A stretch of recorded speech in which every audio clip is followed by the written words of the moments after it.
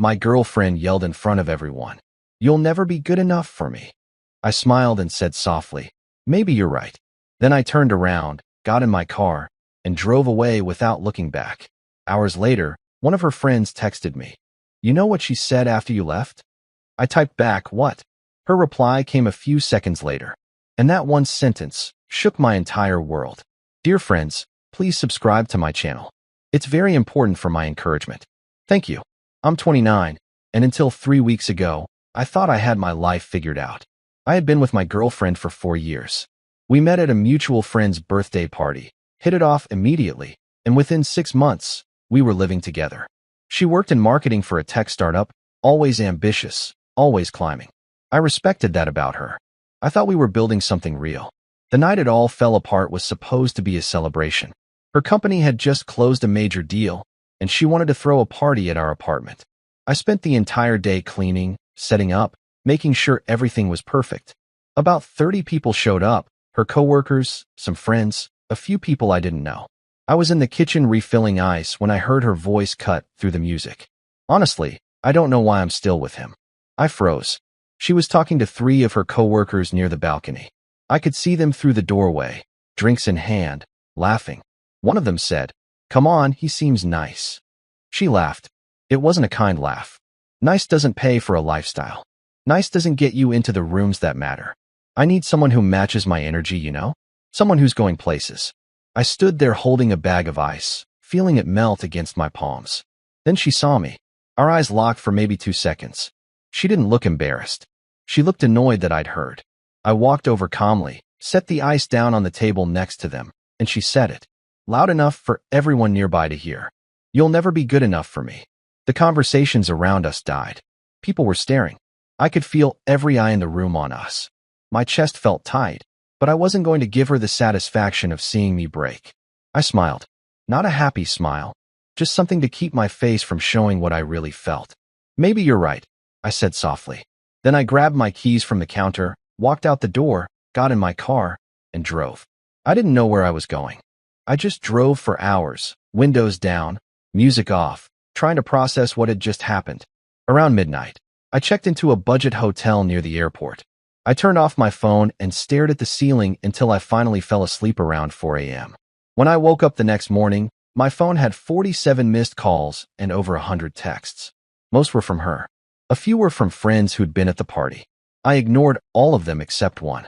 It was from her friend, Natalie. We'd always gotten along well.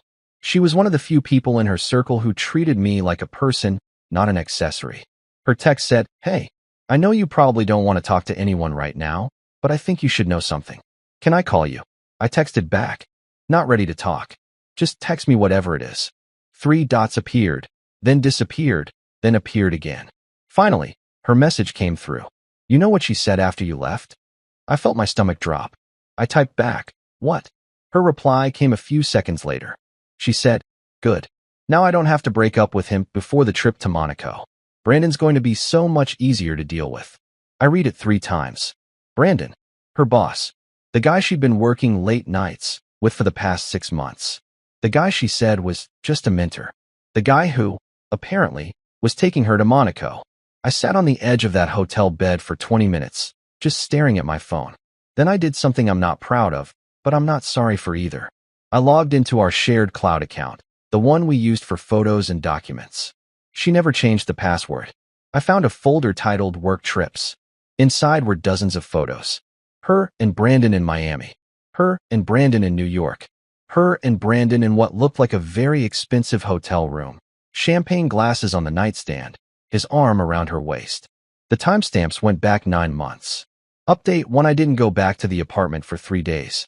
I stayed in that hotel, ordered takeout, and started planning.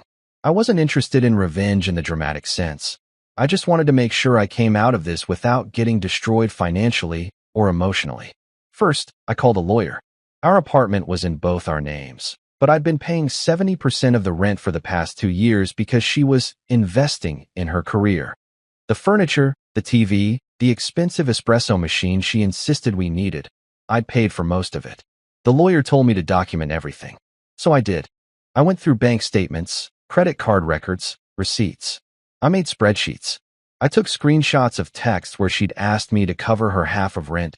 Just this once, that turned into a pattern. On day 4, I finally went back to the apartment. She was there, sitting on the couch with red eyes like she'd been crying. The place was still a mess from the party. "Where have you been?" she asked, standing up. "I've been worried sick." I set my bag down. "Have you?" "Of course I have.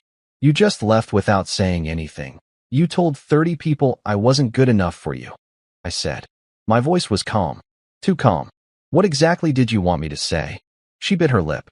"I was drunk. I didn't mean it like that." "Which part didn't you mean? The part where you said I don't match your energy, or the part where you said nice doesn't pay for a lifestyle?" Her face changed. The fake concern dropped. "You were eavesdropping? You were talking about me 10 feet away." She crossed her arms. "Look, I'm sorry if your feelings were hurt, but you've been coasting for years. I'm out there building a career, making connections, and you're just comfortable. I need more than comfortable." I nodded slowly. "Does Brandon give you more than comfortable?" Her eyes went wide. Just for a second, but I caught it. "Who told you?" She stopped herself. "It's not what you think. Natalie showed me the photos. I lied. I wanted to see if she'd confess or double down." She doubled down. "We're co-workers. Those were work trips. You're being paranoid." I pulled out my phone, opened the cloud folder, and held up a photo of her and Brandon in bathrobes, clearly in the same hotel room, clearly not working. Her face went white. "Get out," I said. "This is my apartment too. Actually, according to the lease and the payment history, I've covered 70% of the rent for 2 years. So here's what's going to happen. You're going to pack a bag and leave. Tonight. Then you're going to find somewhere else to stay while we figure out how to break the lease. And if you fight me on any of this, I'm going to send these photos to HR at your company." I looked up the policy. They have a strict no fraternization clause between supervisors and subordinates. She stared at me like I'd just spoken a foreign language. "You wouldn't. Try me." Update 2: She left that night. Went to stay with Brandon, from what I heard later. I changed the locks the next morning, technically against the lease, but I didn't care. I was past the point of playing fair. 2 days later, I got a call from Natalie again. "You need to hear this," she said without preamble. "She's telling everyone you were abusive, that you controlled her money and isolated her from friends." I felt cold. "What?" "She's spinning the whole thing. She posted this long story on her private Instagram about how she finally escaped a toxic relationship. People are eating it up." I was shaking. "I know," Natalie said. "That's why I'm telling you. I was there. I saw how she treated you. But she's good at this. She's making herself the victim." I asked her to screenshot everything she could. Then I called my lawyer again. He told me to stay quiet, don't engage, and keep documenting. He also told me that defamation cases are hard to win, but if she kept going, we might have a shot. I didn't have to wait long. 3 days later, she posted publicly on social media a long, emotional post about finding the courage to leave and rebuilding after narcissistic abuse. She didn't name me, but she didn't have to. Everyone who knew us could connect the dots. My phone started blowing up. Friends asking if I was okay. A few people who barely knew me sending messages like, "I always knew something was off about you." I wanted to scream. I wanted to post the photos, the bank statements, the evidence. But my lawyer said to wait. Then Brandon made a mistake.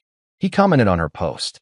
Something supportive, something about being there for her through the healing process. Someone must have recognized his name, because within 24 hours, someone had reported them to HR. Apparently, multiple people at their company had suspected the affair, but never had proof. Her public post, combined with his comment, was enough to trigger an investigation. Update 3: The investigation took 2 weeks. During that time, I moved out of the apartment entirely.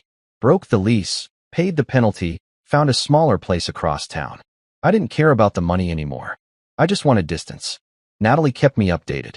Apparently, the HR investigation uncovered not just the affair, but the fact that Brandon had been approving inflated expense reports for her trips. They'd been stealing from the company, small amounts, but enough to matter. They both got fired. She tried to call me the day it happened. I didn't answer. She left a voicemail. "This is your fault. You ruined my life because you couldn't handle me being successful. I hope you're happy." I deleted it without responding. A week later, I got a text from a number I didn't recognize. "This is Brandon. We need to talk." I blocked him immediately. Then, about a month after everything exploded, I ran into one of her old co-workers at a coffee shop. She looked uncomfortable when she saw me, but she walked over anyway. Hey, she said. I just wanted to say I'm sorry. For believing her. For not asking your side. I shrugged. It's fine. It's not, she said. She's doing the same thing to Brandon now. Telling people he manipulated her into the affair, that she was scared to say no because he was her boss. She's throwing him under the bus to save herself. I wasn't surprised. Just tired. Good luck to him, I said. Final update, it's been 3 months now. I heard through mutual friends that she moved back in with her parents in another state. Brandon's apparently dealing with his own fallout. His wife left him, and he's struggling to find work in the industry. I don't feel sorry for either of them. As for me, I'm doing okay. Better than okay, honestly. I got a small promotion at work, moved into a place I actually like, started going to the gym again. I even went on a date last week. Nothing serious. But it felt good to remember what it's like to talk to someone who doesn't make me feel small. Natalie and I still talk sometimes. She apologized about a dozen times for not saying something sooner. I told her it wasn't her responsibility, but I appreciate that she did eventually. I still think about that night sometimes. Standing in my own apartment, hearing the person I love tell strangers I wasn't good enough.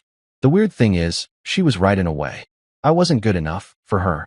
But that's because her version of good enough meant being willing to ignore who I was, what I valued, and how I wanted to live my life.